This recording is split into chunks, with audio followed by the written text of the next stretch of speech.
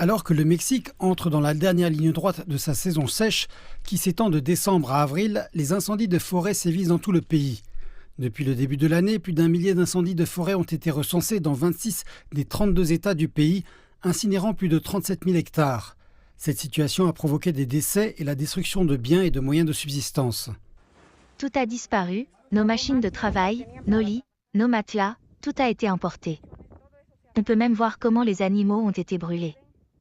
Toutes les récoltes ont été détruites. Tout cela, c'est notre terre. Tout est parti en fumée.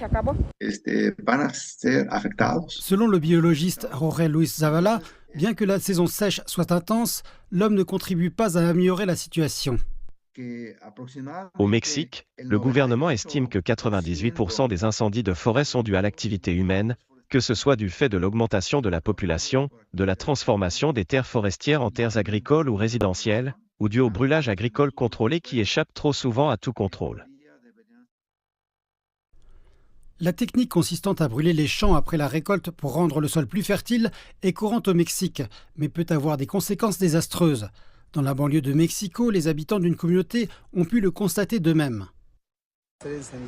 Quelqu'un a allumé un feu dans son champ de maïs, mais celui-ci est devenu incontrôlable. La communauté est venue le combattre. Le feu était intense. Il s'étendait d'en bas jusqu'à cette colline et a même atteint la ville voisine.